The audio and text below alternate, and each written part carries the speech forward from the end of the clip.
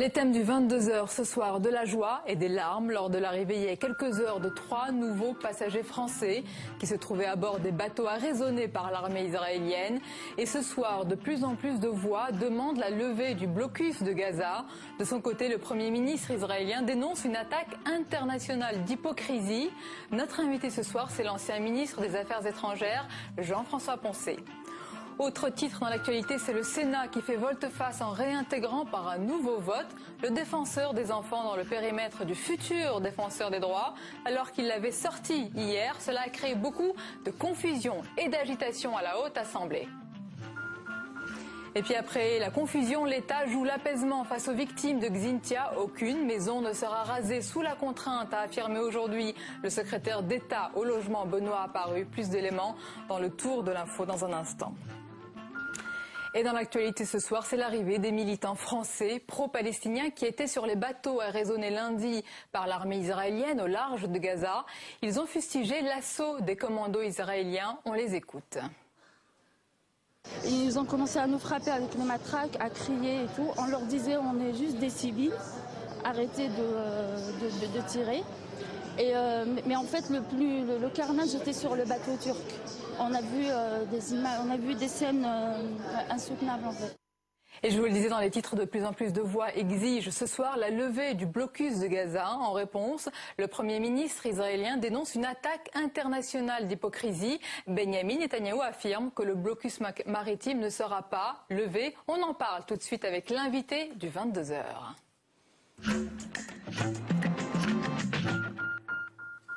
Il est l'invité du 22h, ancien ministre des Affaires étrangères et actuellement vice-président UMP de la Commission des Affaires étrangères du Sénat. Il a effectué de nombreuses missions et déplacements sur la situation au Proche-Orient qu'il connaît bien. Il est notre invité, Jean-François Poncet. Bonsoir, bienvenue à vous. Alors, on le sait ce soir, d'autres bateaux sont en route vers Gaza, notamment un navire affrété par une organisation irlandaise chargée d'aide humanitaire. Est-ce qu'on peut craindre aujourd'hui d'autres assauts sanglants? Je ne crois pas. Des assauts sanglants, à mon avis, sûrement pas. Un lever de bouclier suscité dans le monde par l'attaque de l'autre jour a mis les Israéliens sûrement en garde. Donc je crois que le convoi ne passera pas, mais je ne crois pas qu'il y aura des tirs à l'arme ou même des attaques à l'arme blanche. Alors vous dites le convoi ne passera pas. On peut penser que ce mouvement de bateaux, de flottille vers Gaza va continuer. Comment Israël, que le monde entier regarde, va faire pour les stopper? Je crois qu'Israël va continuer à les stopper. Il y a un embargo. La marine israélienne est parfaitement capable, nombreuse, entraînée, parfaitement capable d'arrêter ces convois. Est-ce que selon vous, c'est une brèche dans le blocus de Gaza? Et que pensez-vous de ce blocus?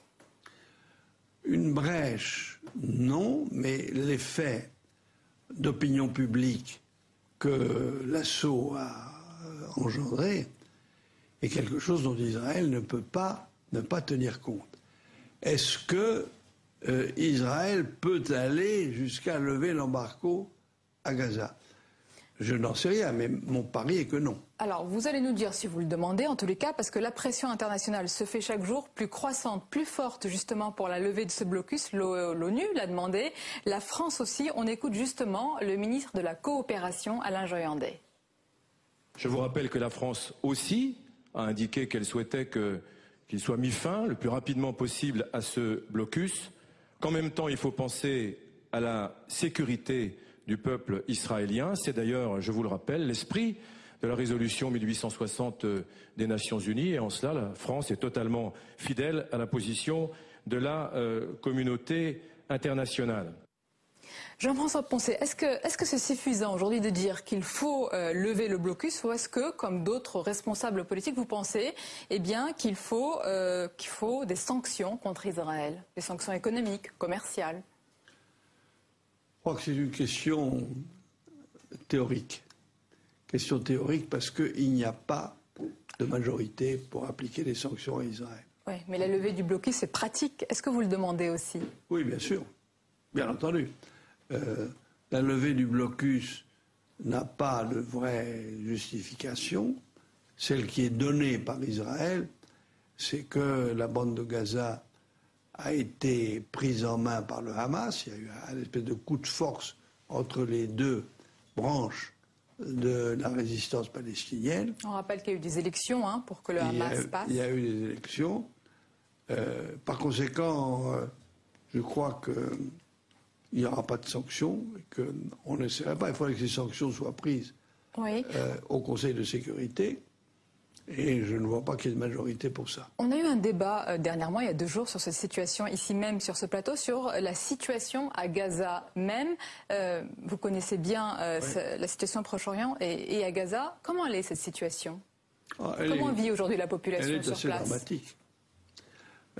Ne passe que les convois réellement humanitaires, mais la zone de Gaza qui a été très largement détruite par l'offensive israélienne il y a 3 ans. Je l'ai visitée depuis. La zone industrielle a été complètement aplatie. Elle a disparu pratiquement. On vous montre le site, mais il n'y a rien à voir, si j'ose dire. Les bâtiments détruits n'ont pas été reconstruits. Et la population, comment elle vit? La population vit dans une large mesure de l'aide humanitaire. Je crois que dans une proportion de 4/5. Par conséquent, elle est totalement tributaire des distributions d'aliments et de médicaments. Alors aujourd'hui, Jean-François Poncet, Benyamin Netanyahou, c'est le Premier ministre israélien, pour justifier l'attaque contre la flottille, a expliqué qu'il s'agissait d'une action dirigée par des terroristes du Hamas. Vous avez rencontré vous-même, il y a quelque temps, il y a quelques mois, Khaled Meshal, c'est le responsable politique du Hamas. Comment, aujourd'hui, après tous ces événements, vous qualifierez ce mouvement? C'est un mouvement politique qui est encore classé par les Occidentaux, y compris par nous-mêmes, comme un mouvement de terroristes. Et notre ambassadeur à Damas, parce que la direction politique du mouvement, Khaled Meshal, est à Damas, notre ambassade là-bas n'a pas de contact avec elle. Et ce n'est pas notre ambassadeur qui m'a accompagné chez Meshal. J'ai bien compris.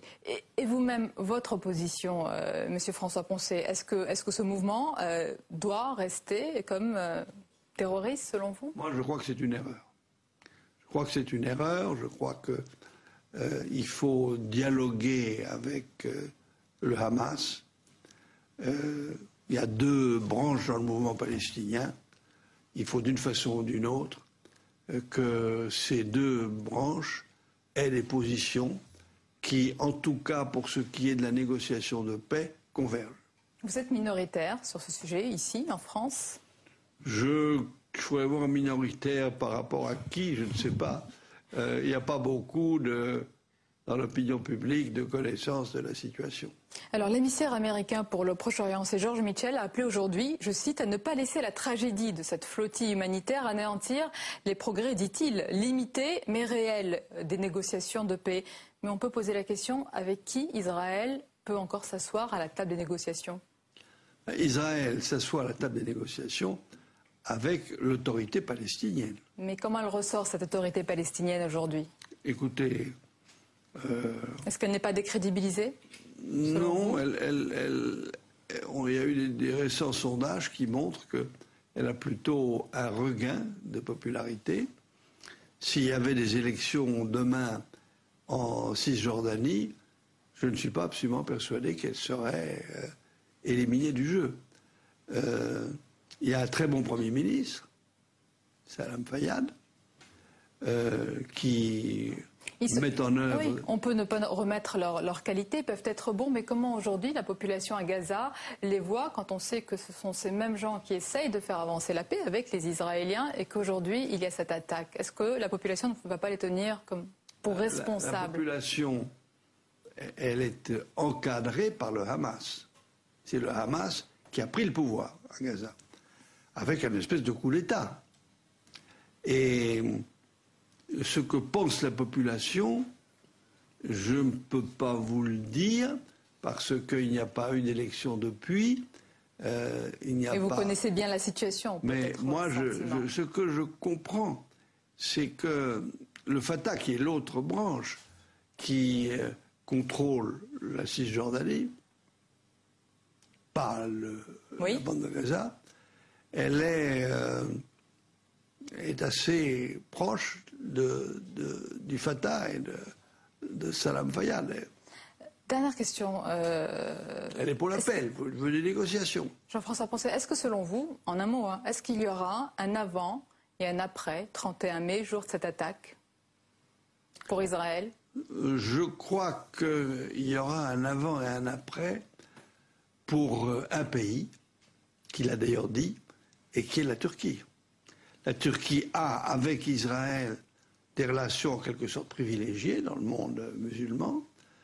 Et là, elle les a, d'ailleurs, le Premier ministre turc l'a dit, Erdogan, elle a entamé ce capital. Il a parlé de séquelles irréparables. Merci beaucoup, Jean-François Poncet, d'avoir été l'invité du 22h. Merci à vous. Très bien.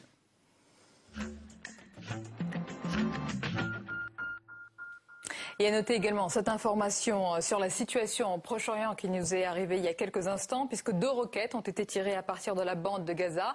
Elles se sont abattues ce soir sur le sud d'Israël sans faire de victimes. C'est une information qui a été annoncée il y a quelques instants par le porte-parole israélien. La suite du 22h à présent, c'est tout ce qui vous a échappé dans le reste de l'actualité. C'est en images avec Pierre Bond-Joseph.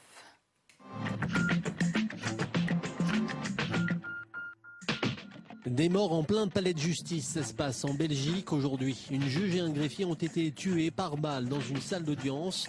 À la fin de la séance, le meurtrier qui assistait a sorti son arme et a fait feu. C'est une première dans l'histoire du pays. L'auteur des coups de feu a réussi à prendre la fuite. La destruction promettait d'être massive 3 mois après le passage de la tempête Xynthia et ses 53 morts. Le gouvernement temporise. Aucune maison ne sera détruite sous la contrainte, du moins pour l'instant. C'est ce qu'affirme Benoît Baru, secrétaire d'État au logement. Une enquête publique doit être encore réalisée en vue de la définition d'un nouveau périmètre revu à la baisse des fameuses zones noires. De son côté, la commission d'information sénatoriale poursuit son travail. Elle s'est rendue aux Pays-Bas ces jours derniers pour étudier le système des digues. Aux Pays-Bas, 60% du territoire est en dessous du niveau de la mer. 45 jours après le naufrage de la plateforme de BP ce soir, la compagnie pétrolière a franchi un nouveau pas dans la course contre la montre engagée contre la marée noire. La compagnie a réussi à couper le conduit à l'origine de la fuite de pétrole. De son côté, Barack Obama, le président des États-Unis, a annoncé vouloir retourner en Louisiane dès demain. Le groupe pétrolier a admis mercredi être mal préparé à un tel problème en haute mer. Ce soir, les nappes de pétrole approchent des côtes de Floride. Ils sont 6 et pendant 520 jours, ils vont simuler un vol sur Mars. Aujourd'hui, un Chinois, un Français, un Italien et 3 Russes ont pris place à bord de leur navette spatiale factice de 180 mètres carrés. Après 250 jours de voyage, ils passeront un mois dans un autre module simulant le sol martien. Au-delà de l'absence d'air frais et de lumière naturelle, cette expérience européenne a pour but de tester la résistance à l'éloignement des êtres chers en cas de voyage sur la planète rouge, source de stress particulièrement importante. Ils ont beaucoup d'expériences à réaliser à l'intérieur, des expériences biomédicales et aussi psychologiques, car la psychologie va influencer le biomédical. Et je pense que leurs expériences, jour après jour, et aussi quand ils vont revenir, seront très importantes pour nous permettre de projeter avec succès une vraie mission vers Mars. C'est un vrai volte-face du Sénat et même un coup de théâtre aujourd'hui sur le défenseur des enfants. Vous le savez, cette institution chargée de promouvoir les droits de l'enfant. Eh bien, lors d'un nouveau vote, les sénateurs ont finalement réintégré le défenseur des enfants dans le périmètre du futur défenseur des droits, alors que dans un premier temps, bien, il en avait sorti. Regardez le résumé d'un après-midi mouvementé avec Sophie Normand et Jérôme Rabier. Suspension de séance, réunion en commission puis nouveau vote, c'est dans une cacophonie générale que le Sénat a finalement réintégré le défenseur des enfants dans le périmètre du futur défenseur des droits. Le gouvernement y tenait fortement de peur de voir sa réforme amputée. Ce soir, l'opposition a refusé de participer au vote. Le Parlement est souverain en cette matière. Le pouvoir exécutif le méprise. Hier, pourtant, 2 amendements soutenus par les socialistes, les centristes et quelques sénateurs UMP maintiennent l'indépendance du défenseur des enfants. Pour le gouvernement, c'est un camouflet. Il demande alors une nouvelle délibération. Un déjeuner auprès de Nicolas Sarkozy aura eu raison de la position des centristes. Le défenseur des enfants échappe tout de même à une fusion à la différence de la HALDE et du médiateur. Il sera nommé par le Premier ministre. Pas sûr que cela suffise à maintenir sa liberté de parole. Le texte doit maintenant être examiné par les députés. Allez, c'est l'heure de la page économique dans ce journal et on va parler des niches fiscales. Comme tous les ans, le casse-tête des niches revient sur la table pour combler le déficit public. Et François Fillon a annoncé aujourd'hui le coût de rabot de 10% de l'ensemble des dispositifs. On en parle avec Jean-Louis Gombaud. Bonsoir. Bonsoir Sonia. Alors pourquoi le Premier ministre d'abord a opté pour ce coup de rabot, pour cette méthode? Alors la proposition du Premier ministre, elle est double. D'abord, il dit économie d'un certain nombre d'avantages fiscaux de 5 milliards sur 2 ans, plus le coût de rabot, et c'est ça la grande nouveauté, de 10% sur l'ensemble des niches fiscales. Pourquoi il a adopté cette méthode? Parce qu'en fait, compte, c'est la plus pratique, c'est exactement la plus simple, il est allé au plus simple. Alors qu'est-ce que c'est qu'une niche fiscale? Une niche fiscale, c'est une carotte fiscale en quelque sorte. Vous décidez de rénover un monument historique, d'investir en outre-mer, d'isoler votre maison. On vous permet de déduire votre dépense pour ces choses-là de votre feuille d'impôt. Évidemment, c'est plafonné et donc c'est une niche fiscale. Il y en a comme ça 458, dont 13 d'ailleurs représentent la moitié de la valeur de l'ensemble des niches, soit 75 milliards d'euros. Donc c'est absolument considérable. Si on avait dit, bon, on va prendre quelques niches et puis on va les supprimer, ça aurait posé un problème parce que chacun dit, mais ça c'est ma niche qui est la meilleure. Donc là, on met tout le monde d'accord. On rabote de 10%, le Premier ministre dit il y aura quelques exceptions, mais en fait l'idée c'est rabotage général de toutes les niches de 10%. Et ça c'est la méthode qu'a préférée François Fillon, mais c'est pas la méthode partagée par l'ensemble du gouvernement. Sur ce même plateau, il y a 2 jours, on recevait Patrick Devedjian, ministre de la Relance, qui n'était pas favorable à cette méthode. Alors, M. Barouin lui-même avait dit qu'il n'était pas favorable à cette méthode, il avait dit c'est la méthode de facilité. Ben justement, c'est parce que c'est la méthode de facilité que cette méthode a été adoptée. Mais elle est simple, mais pas si simple que ça. Parce qu'en fin de compte, il y a des niches extrêmement populaires. Donc on va les raboter. Par exemple, quand vous avez un emploi à domicile, ça concerne quand même 3 millions de personnes utilisent cette niche fiscale. Il ne faut pas croire que les niches fiscales, c'est uniquement pour les privilégiés. Si par exemple, quand vous faites un isolation de votre maison, il y a 1 500 000 personnes qui utilisent cette niche fiscale. Lorsqu'il y a dégrèvement pour les heures supplémentaires, 4 millions de personnes utilisent cette niche fiscale. Donc ces gens-là, quand vous allez leur raboter 10%, qu'est-ce qui va se passer? Leur feuille d'impôt de 2012 va augmenter. Oui. Donc automatiquement, parce qu'on peut dire que, comme on veut, quand ils vont pas pouvoir déduire la dépense, ça va donc augmenter. Et donc ça va quand même poser un problème politique. Donc concrètement, on peut le dire, c'est une hausse des impôts. C'est ce que M. Devedjian vous avait dit à ce micro même. Il dit, en quelque sorte, la suppression des niches fiscales, ça revient à augmenter les impôts. C'est exactement ce qui va se passer. Merci beaucoup Jean-Louis pour cette analyse. Elle est la dernière page de ce journal à présent et elle est consacrée aux images, aux archives, à la mémoire télévisuelle préservée grâce à l'INA. L'INA, c'est l'Institut national de l'audiovisuel. On peut ainsi retrouver, en surfant sur le site de l'institution, des colères mémorables, de forts moments d'émotion. En bref, c'est un vrai musée de l'audiovisuel avec de nombreuses images qui datent souvent de plusieurs années, pour certaines d'entre elles plus de 50 ans. Eh bien, à la tête de cet institut, il y a un tout nouveau directeur, un jeune directeur qu'on a le plaisir d'accueillir ce soir. Il est sur notre plateau. Mathieu Gallet, bonsoir. Et bienvenue à vous. Bonsoir. Alors, je le disais, nouveau directeur de l'INA depuis peu de temps, une semaine. Une semaine. On avait reçu il y a quelque temps votre prédécesseur Emmanuel Hogue, qui avait réussi à quand même dépoussiérer cet institut qui est connu des professionnels et peu du grand public. Ce sera ça, votre nouveau défi? Je ne dirais pas que c'était dépoussiéré. L'INA n'est pas un lieu poussiéreux. Emmanuel Hogue a ouvert l'INA sur l'extérieur, sur le grand public. La grande réussite, c'est l'ouverture du site ina.fr, qui est aujourd'hui effectivement une ressource d'images, vidéos et phonos très importante. On a plus de 100 000 émissions disponibles, 30 000 heures de programmes.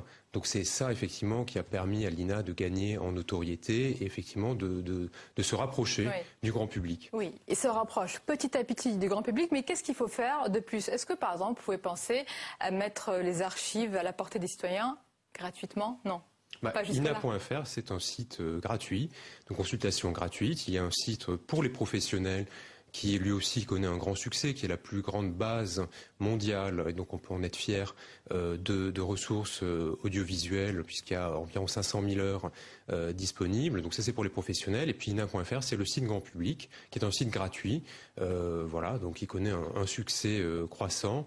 Et aujourd'hui, moi, une partie de ma feuille de route va être effectivement d'accentuer encore cette connaissance auprès du grand public, de donner encore plus de notoriété à l'INA, d'en faire une marque. Voilà, je pense que on a besoin de travailler sur cette marque parce que on ne sait pas. Pas mal de gens connaissent ce que c'est l'INA. Oui. Quand on dit Institut National de l'Audiovisuel, c'est moins évident, mais les gens connaissent l'INA pour la partie archive, mais l'INA c'est beaucoup plus riche que ça, et c'est ce qui m'a intéressé justement dans ce travail, dans le fait d'avoir envie de rejoindre cette belle maison. L'INA c'est les archives, l'INA c'est aussi la formation et la recherche. On forme effectivement au métier de l'audiovisuel, du son et de l'image. C'est aussi la recherche avec le développement de logiciels. C'est aussi des aspects commerciaux, puisque l'INA est un éditeur de DVD, de CD. Et Mathieu Gallet, quand vous dites les archives, là pour les téléspectateurs qui nous regardent, on a tous en tête des colères dans certaines émissions qu'on peut revoir, des moments d'émotion. Est-ce que vous en avez une préférée, une archive préférée? On a tous, avec l'INA, notre petite Madeleine de Proust audiovisuelle.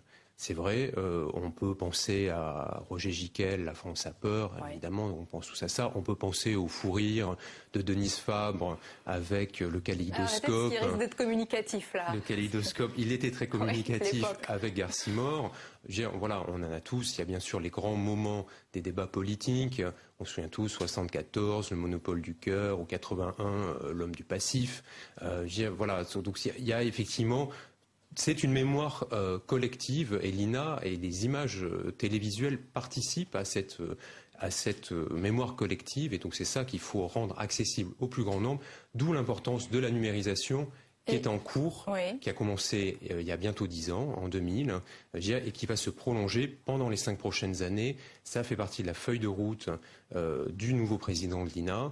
C'est effectivement de poursuivre et de terminer le plan de sauvegarde et de numérisation de ces archives. Et faire connaître tout ça aussi et surtout à la jeune génération, parce que vous aussi, vous êtes un enfant de la télé. Oui. Donc c'est surtout ça, c'est les jeunes générations aujourd'hui qui doivent un petit peu aller sur le site des archives, un petit peu voir ce qu'ils ont à... Oui, parce que c'est effectivement, même si ce sont des gens jeunes qui n'ont pas connu Casimir, voilà, qui n'ont pas connu Casimir, mais ils ont peut-être un grand frère, une grande sœur, un oncle, une tante qui lui était de cette génération-là. Enfin, vous l'avez compris, il faut aller sur le site de l'INA.fr. On va parler. Il y a certains projets qui étaient portés par Emmanuel Hogue. Il nous avait parlé ici même sur ce plateau. C'est peut-être un rêve d'une télévision méditerranéenne. Est-ce que ce genre de projet, est-ce que vous voulez les continuer et surtout est-ce que vous avez les moyens de le faire? Alors le projet de télévision de la Méditerranée est un projet qui dépasse l'INA, qui appartient à la COPEAM, qui est la conférence des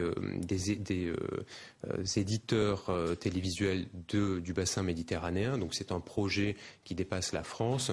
Je trouve que c'est un très beau projet. C'est un projet qu'Emmanuel Hogue nous avait présenté à l'époque où j'étais au ministère de la Culture et de la Télécommunication. C'est un projet que je vais expertiser et certainement défendre. C'est très technique ça, mais qu'est-ce que ça veut dire? Que c'est bien parti? Écoutez, vous savez, c'est une négociation qui est multilatérale, puisque nous avons des partenaires. Donc voilà, ça prend toujours un peu de temps. Mais il faut être prudent, mais en même temps déterminé. Bon. Alors, Mathieu Gallet, certains se sont étonnés de votre ascension rapide à la tête de l'INA. Vous avez laissé sur place un certain nombre de hauts fonctionnaires. Qu'est-ce qui a fait que vous avez été choisi parmi beaucoup d'autres candidats? Je crois l'envie que j'avais de rejoindre l'INA. C'est plutôt bien d'ailleurs qu'il y ait eu de la concurrence, et on a vu que pas mal de gens avaient aussi cette envie-là. Donc ça prouve que l'INA fait envie. Donc ça, c'est un point très positif. Voilà, c'est une entreprise qui fait envie. Ce qui a joué, c'est ma détermination, le fait que je crois que j'ai convaincu Frédéric Mitterrand que j'avais les capacités. Voilà, j'étais le directeur adjoint de cabinet de Frédéric Mitterrand. Je crois que je l'ai convaincu que je pouvais relever ce défi et poursuivre l'action qui avait été engagée par mon prédécesseur et même l'amplifier. Voilà, je pense que la détermination est toujours quelque chose qui à un moment ou un autre paix quand vous avez envie, en tout cas quand vous avez manifesté un désir, voilà. Et j'avais envie effectivement de rejoindre l'INA. Donc on peut comprendre que ce sera peut-être pareil aussi pour le président de France Télévisions, quand il manifestera un grand désir. C'est une vague de nominations là qu'on attend aussi. Comment vous avez été accueilli dans cet institut, dans cette institution ? Écoutez, je trouve que j'ai été très bien accueilli par. Donc j'ai rejoint l'INA jeudi dernier. Les salariés de l'INA attendaient cette nomination puisque Manuel Hogg était parti depuis un mois et demi pour rejoindre l'agence France Presse. Donc j'ai voulu marquer tout de suite mon attachement à l'entreprise en allant à Brie-sur-Marne dès le lendemain de ma nomination. Donc je suis déjà sur le terrain, je rencontre les équipes, je vais continuer la semaine prochaine. Et c'est un mandat qui dure 5 ans. 5 ans, et vous êtes sur le terrain. Et je crois que c'est votre première télévision en tant que directeur de l'INA. En tant que président de l'INA, oui. Merci beaucoup en tous les cas d'avoir choisi le 22h de Public Sénat. C'est la fin de ce journal. Je vous rappelle les principales informations avec ce volte-face du Sénat qui annonce un coup de théâtre en réintégrant par un nouveau vote le défenseur des enfants dans le périmètre du futur défenseur des droits alors qu'il l'avait sorti, je vous le rappelle, hier. Et puis également sur Xynthia, c'est le secrétaire d'État au logement Benoît apparu qui rappelle qu'aucune maison ne sera rasée sous la contrainte. Et enfin, dernière information ce soir, ce sont les 2 roquettes qui ont été tirées à partir de la bande de Gaza. Elles se sont abattues ce soir sur le sud d'Israël sans faire de victimes. C'est une information qui a été annoncée par le porte-parole israélien alors que ce soir, les ressortissants français qui étaient sur la flottille lors de l'assaut israélien sont arrivés à Paris. Merci beaucoup de nous avoir suivis. La suite de votre programme tout de suite.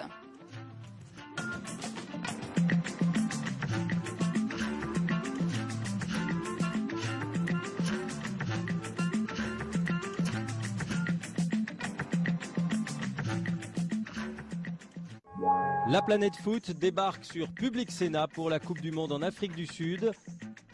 3 émissions pour 3 visages du football.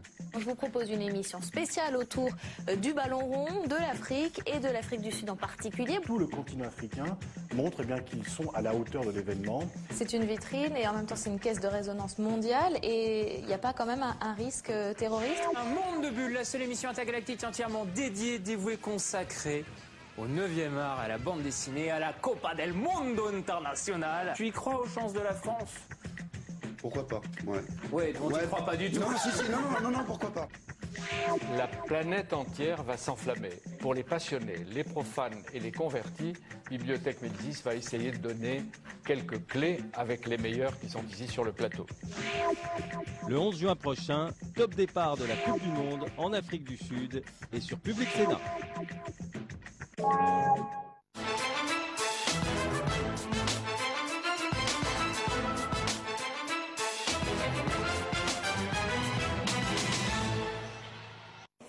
Bonjour et bienvenue au Parlement européen à Bruxelles pour ce nouveau numéro d'Europe Hebdo. Dans cette émission, nous parlerons des médicaments contrefaits en Europe. Aujourd'hui, plus d'un médicament sur 10 est un faux. Mais d'abord, l'actualité et toute l'Europe qui montre du doigt Israël.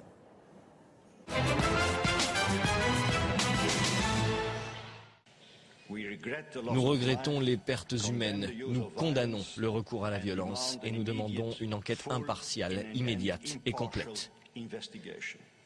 Paris, Berlin, Londres, Madrid, l'assaut des forces militaires israéliennes contre une flottille d'aide humanitaire à destination de Gaza a pour une fois fait l'unanimité en Europe. Outre la demande d'une enquête complète pour établir les responsabilités, c'est aujourd'hui la question du blocus israélien sur la bande de Gaza qui se pose. Il est important d'ouvrir les points de passage pour le transit de l'aide humanitaire et pour assurer ainsi de meilleures conditions de vie à la population. De son côté, l'Égypte a levé les restrictions au point de passage de Rafah afin de permettre à l'aide humanitaire d'être acheminée vers Gaza. Il y a quelques jours, une délégation de parlementaires européens en visite dans les territoires palestiniens s'est vue interdire l'accès à la bande de Gaza par le gouvernement israélien. Finalement entrés par l'Égypte, les parlementaires ont également demandé la levée du blocus. Il y a ici des énormes besoins humanitaires qui ne sont pas satisfaits pour des raisons politiques. Donc jamais on voit aussi clairement que la situation humanitaire et la situation politique est liée. Et si Israël ne lève pas le blocage des frontières de Gaza, nous ne pouvons pas être vraiment efficaces avec notre aide humanitaire. Une aide humanitaire freinée par ce blocus qui dure depuis 3 ans, suite à l'arrivée au pouvoir en juin 2007 du Hamas. Il y a 18 mois, la guerre dévastatrice menée par les Israéliens à Gaza a surtout renforcé le joug du parti islamiste sur cette petite bande de terre. Une situation qui n'arrange en rien le processus de paix.